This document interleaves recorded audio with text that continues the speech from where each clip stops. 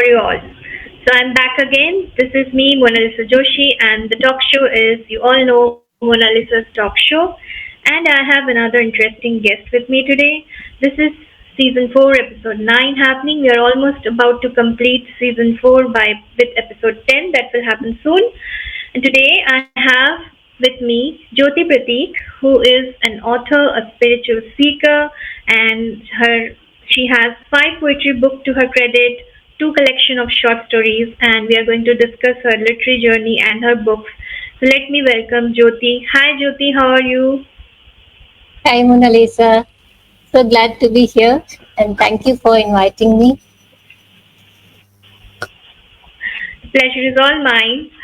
So since you have said that you are a spiritual seeker, so this is the most important question that comes to my mind, that I want to know, that from being a microbiologist, how did you shift into spiritualism, and now you say that you also are pursuing Kriya Yoga. Also explain what is Kriya Yoga.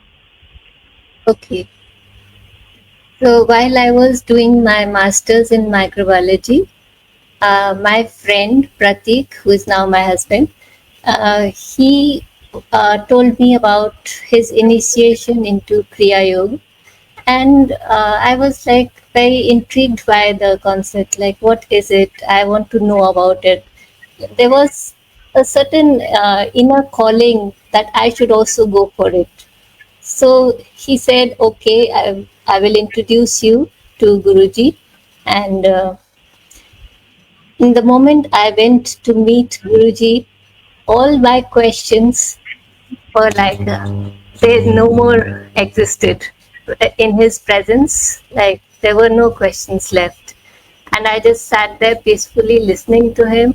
And before that, I had no idea that I had to seek anything because some at that stage you're so ignorant of your own ignorance that you do not know what to seek unless and until you have an idea of what you want to seek, a thought or an idea.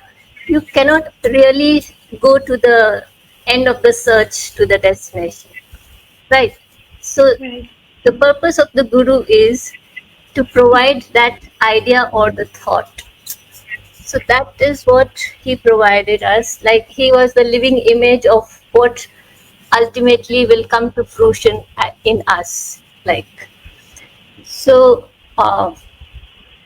while pursuing microbiology, like academic knowledge did not really fulfill the soul thirst inside.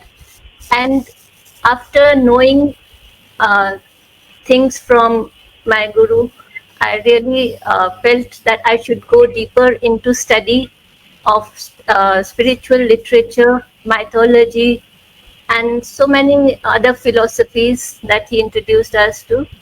And it was like an endless ocean of knowledge. Like you just diving into it and going deeper and deeper. Like it was endless. And Kriya Yoga, you've asked, Kriya means action and Yoga means union. So it is uniting with the action. You become one with whatever you do. The principle is that, the concept is that. Now, with what action, you would ask? You can, the body does so many actions, okay, Hmm. and the mind thinks so many thoughts, but the soul has only one action. It bridges the mind and the body through the breath. So we focus on the breath, breathing exercises. That is Kriya Yoga. And while you focus on the breath, you come to understand your mind better, because there is a very deep connection between your thoughts and the way you breathe. The rhythm of your breath will tell you what you are thinking. Like Hmm. when you're anxious or you're angry, your breath will be very fast. And when you're calm, you will have deeper breaths. And you understand what I am. So, like this basic knowledge can help you to utilize the energy that you get in anger for your daily purposes to uplift yourself from laziness, or if you are anxious, go back into calmness. So if you're feeling very depressed or very low energy, you just go in rapid breathings. Then, and if you're anxious, just go down, take a deep breath, slow down. So that's how this is a very simple technique. You just go through it by observation, but listening to this and learning it through a guru who has embodied this whole principle is a whole is like two worlds apart things. You can read as many books, and then one time comes when you're saturated. Oh, I've read so much and still nothing's happening. You Okay. look like that. Yeah. Right.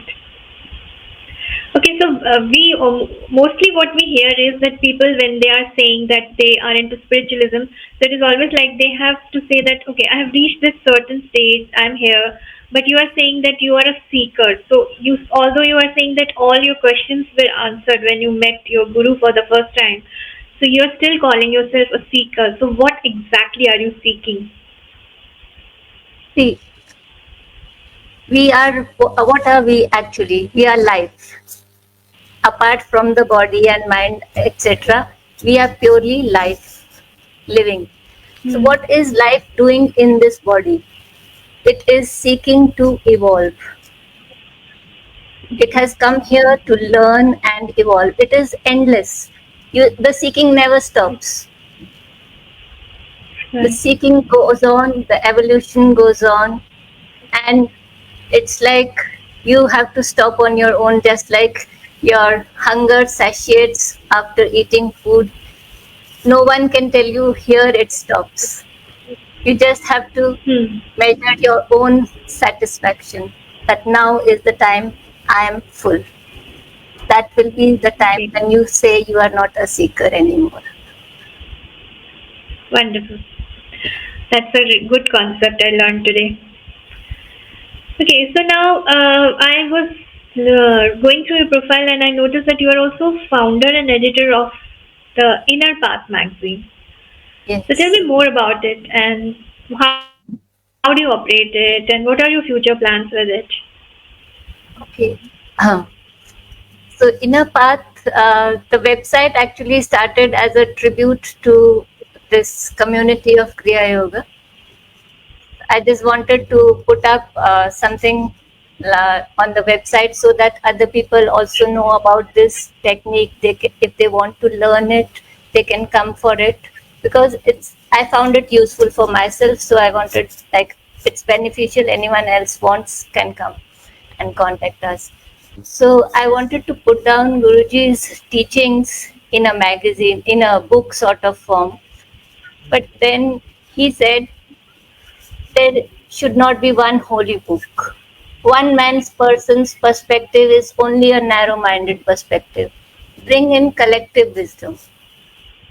So let it be a collection of everyone's thoughts on spirituality, or what they feel about personal growth, spiritual growth, because it is not different. The spiritual path is not different from the worldly path, he says. Right. So I liked his idea. Like, he's quite broad-minded in that way. Like, he's inviting everyone to come over, and even I found it personally that people fight over beliefs and concepts, religious beliefs especially, and that's really sad that they are not able to enjoy the variety and respect each other's beliefs, Hmm. because that also comes through ignorance. And this Inner Path magazine has the idea behind it that this should be a platform for everyone to come together. From the Sufis to the Zen ideas are coming together in one platform, and that is the basic idea, where each one gets a chance to speak and respect each other's beliefs. Yeah, that's Wow, it. that's very nice. Okay, so now you have so many poetry collections. Like, how did poetry also happen to you? poetry was like I wrote from my childhood, little bit, but not very seriously. After my meditation, after many years of meditation, there were certain revelations that I wanted to write down, and it just sprang through in poetry. So initially, I was writing here and there in my notebook or in my diary somewhere. Then one day, I thought, why not I just compile them? And then there was my first book, Song of the Being. It came as a collection of poems. Okay. That was it. And after that, this one, The Borrowed God, and other stories. This also delves into the religious and spiritual beliefs, demystifying them actually. Okay. So when you're saying that you have written this book, The Borrowed God and Other Stories, I have to tell you the title is very intriguing, and you're saying that you have demystified some of the religious and spiritual themes. So I want to ask you that how much research you had to do, and because you have demystified so many myths, and is it not also in contrast with your statement earlier that you are a spiritual seeker somewhere? See, no, it does not contrast. It is demystifying is not going against it or contradicting it. It is removing the mystery about it. Okay.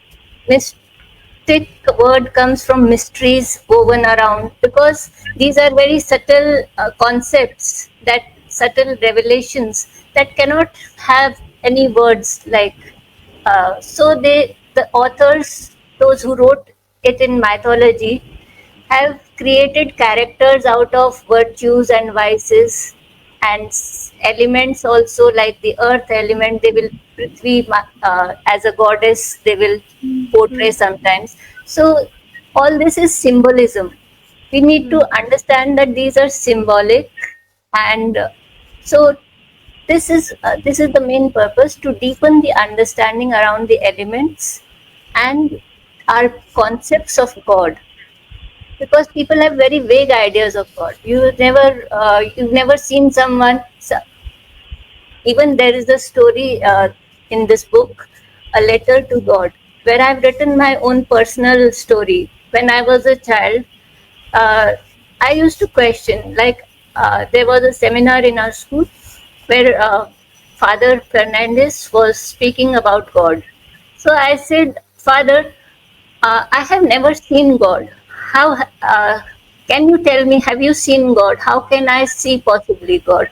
Because unless until I know and see a person, how can I love God? How can I worship that person? Worship God. So Correct. he said, he gave me the example that there is butter in milk, but you do not see it. It is only after churning that you can see the butter. Right. So even then, in my mind, I was like, at some stage you see the butter now. Then I'm not able to see God. This question was still hanging in my mind. So when you read the story, you will come to know what happened later, how I came to see God, and when. So this kind of ideas that we weave around God, because we've heard about it, but we've never seen it. So what is God all about? So through meditation, there have been revelations, and through talks with very simple people. Even my son, when he was a child, around 7, 8 years old, he could teach me so much that I've written some of the incidents in Poby and Polly, like Okay. that we have talked about. Yeah. So how did the idea come that you should write The Borrowed God and Other Stories and demystifying the? And I was asking that have you researched a lot also? Uh, Research, I won't say research, but I've read a lot of books regarding this, because whenever we used to go and meet Guruji, he used to give us, okay, read this. He would give us lots of Okay. books, okay, read them. So I was just reading them, not with any idea of writing anything, just going through all of that literature and all, not even remembering what it is. Now you ask me, I don't remember anything, but the concepts are there. Like, I don't remember the words, but I remember the ideas that were there.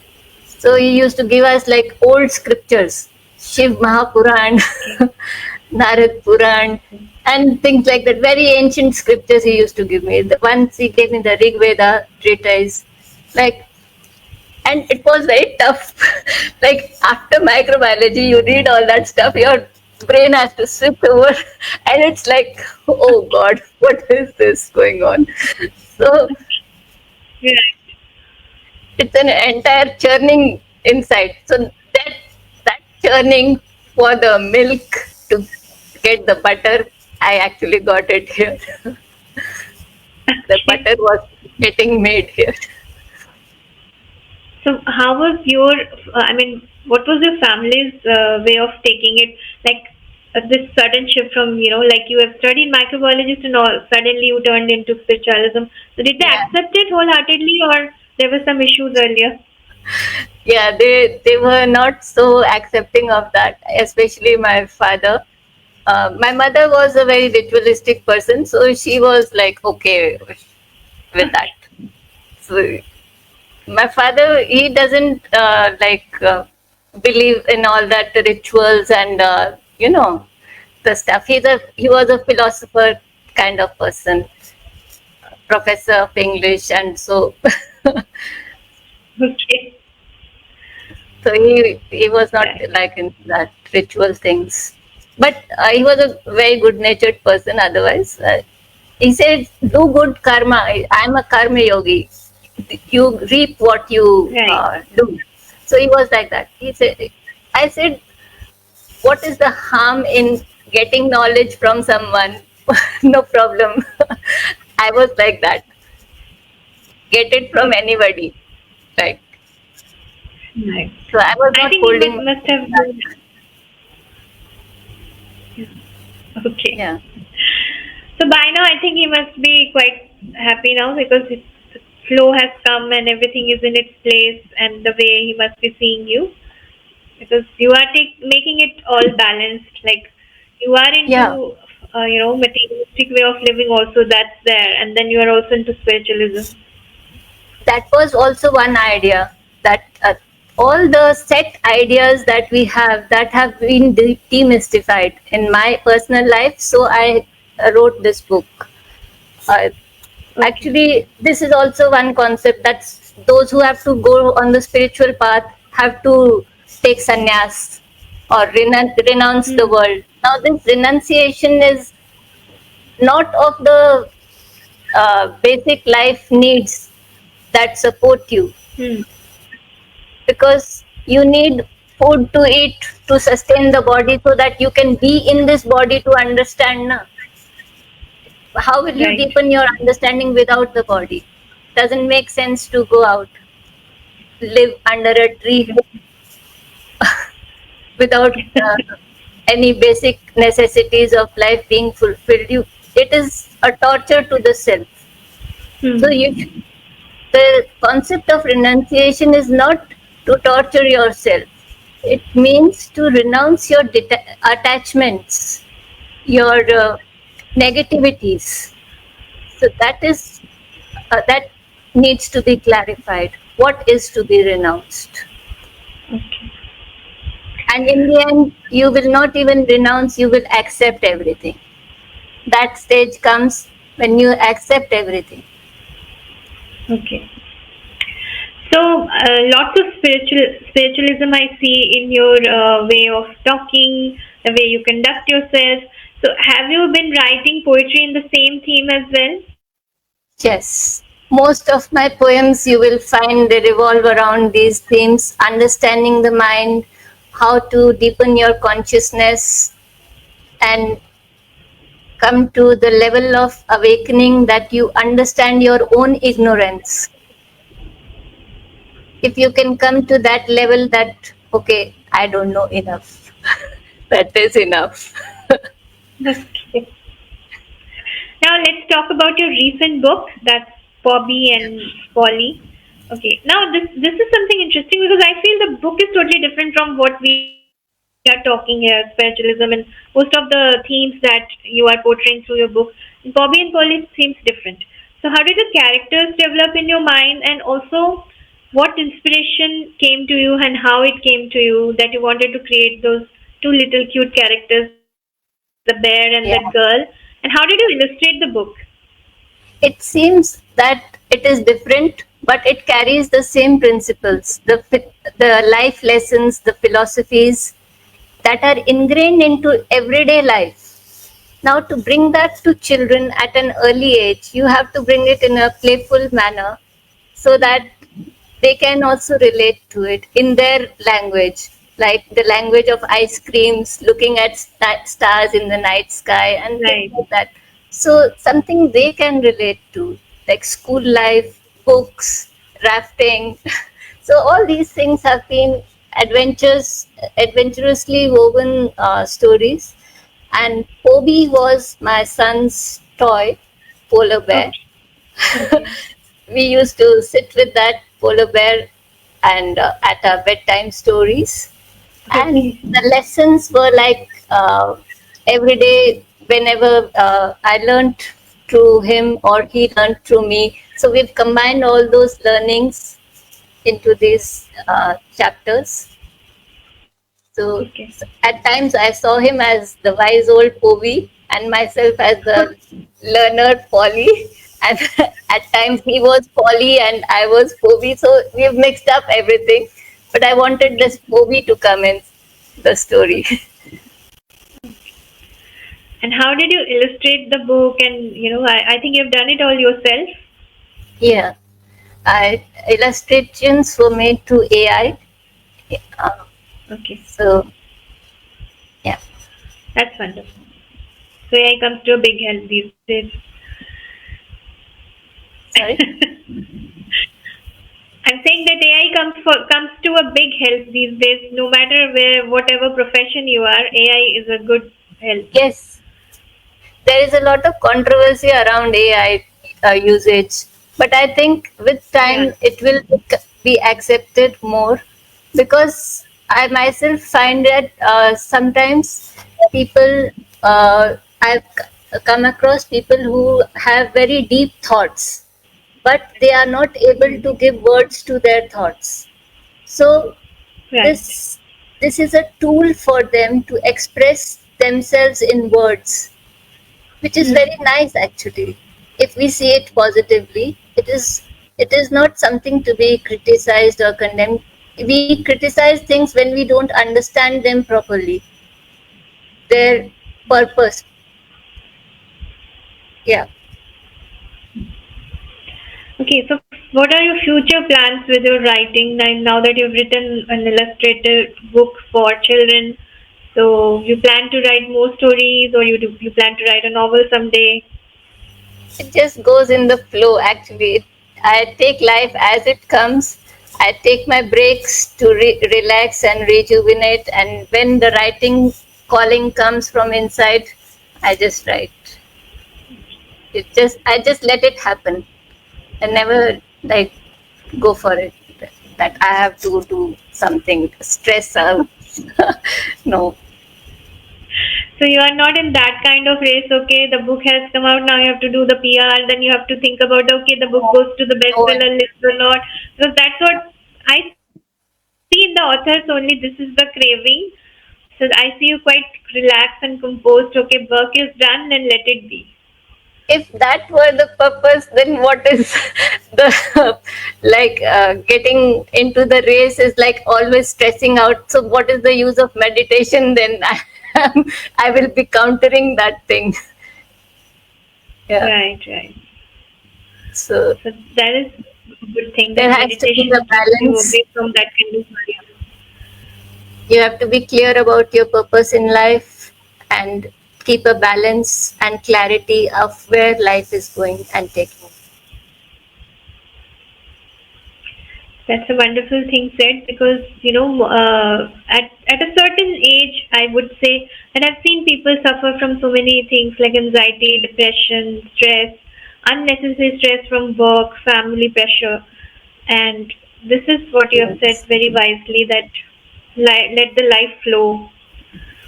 You have to Yes. choose a purpose. But if you have to explain that, sometimes it becomes difficult that how to choose your purpose, because sometimes you say, okay, I'm just stuck. Some people might say that they feel kind of this, that I'm stuck in a position, I'm not able to think ahead, think back is like past coming back. So is it like But meditation stuck, helps in that but getting also? stuck is also a part of life. Just accept it. Just accept it. Look at it from a second person perspective. Uh, okay, look at it, the stuck position as a witness. Okay, I'm here now. If I were to suggest, see someone like this stuck somewhere, how will I suggest them and what will I suggest them to do? That suggestion you can give yourself. If you look at yourself as a witness, then you can do it. Because we we feel stuck, we start fighting against the stuck thing. Don't fight against it, just accept it, that this is also a part of life. This has come in the flow. When the river flows, there are many pebbles and rocks in the path, so it doesn't stop there, it just moves around them. It just moves around, so you have to make your way around that blockage. You don't have to fight with it. You gently have to pass it. Right. So do you wish to write or plan maybe in the future that you bring a sequel of Bobby and Polly? Yeah, Because I think the book Poss- is doing good. yeah, possible. Okay. Yeah. I think you should do it because the book looks really attractive. Thank you. It has received many So thank reviews positively. I'm grateful that yeah, it's doing well. yeah, right. And I think you should submit it for some children's award category maybe, because the book really looks quite enticing, and I mean, it's just a suggestion. It's your call that you should explore more chances and opportunities with the book. Okay. Thank you for the suggestion. Okay. So, Jyoti, it was wonderful talking to you, and really lovely to know you as a person and as a writer. And I would say that you are the most composed and peaceful person I've met today. And my takeaway from this session is that wherever you are stuck, just accept it, because I get stuck a lot. But yeah, I would say that this year I have started practicing one thing, and that is gratitude. So I feel very peaceful after doing that. So I'm quite grateful to the situation, to the life, whatever I have. So gratitude is something I enjoy. That's really nice. So any advice you would like to give to the new writers who are just starting? They understand life and you can write your own stories. You live your stories each day. You don't have to look around or like for subject matter or anything. These stories are the stories you can find within yourself. Each story will come as a life incident to you. And if you can write those, you will understand your life better, and it will help you as a writer also, and as a person also you will grow. You will, because it shouldn't be like empty words. They should have life in them. Your words should have life in them. They should relate to life. They should come from your life. If not directly from your life, but around you. Whatever has gone into you, that only will come out. Well said. Thank you, Jyoti, for joining me today. I was My having a good pleasure. conversation with you, but the Oh, session thank you. ends here, and looking forward to more books from you. And whenever, please let me know if Bobby and Polly is available in paperback. I'll be the first one to buy. Sure.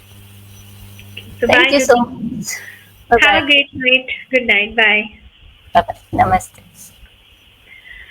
Thank you people for joining us today, and this video will be also available on YouTube, my channel. Please subscribe it and please follow this page. And if you are a writer or an author, want to get connected, just go to the mail ID. It's editorialmagazinecc@gmail.com. Connect with me and I would be happy to feature you.